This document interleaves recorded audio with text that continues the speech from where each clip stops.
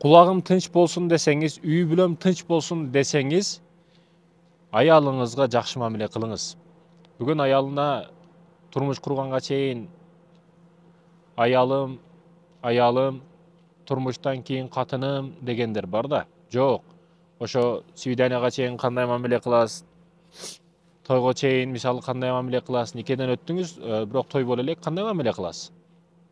Кийин никеден кийин дагы, тойдон кийин дагы мамиле өзгөрбөш керек. Ошол белек бекчектер, ошол свидания, ошол романтика деген нерселер уланышы керек. Романтика исламда жок эмес. Исламда сонун романтика бар.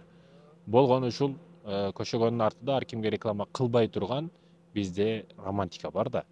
Үйүм тынч болсун десеңиз, кулагым тынч болсун десеңиз, аялыңызга ар дайым белектин кымбат арзандыгы маанилүү эмес. Болгону ага баягы аялдар көп айтып берет го, внимание бербейт деп. Бир жөнөкөй носки болобу, бир 20 сомдук гүл болобу айтып алып барсаңыз, бул төбөсү көккө жетет аял кишинин. Сүйүшүңүздү ар дайым эскертип туруңуз. Көңүлү сууп калат болбосо.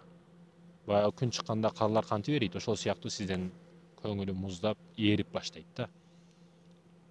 Ошондуктан сүйүшүңүздү ар дайым айтып туруңуз, белек берип туруңуз, үйгө куру кол кирбеңиз. Үйүңүз тынч болот ошондо.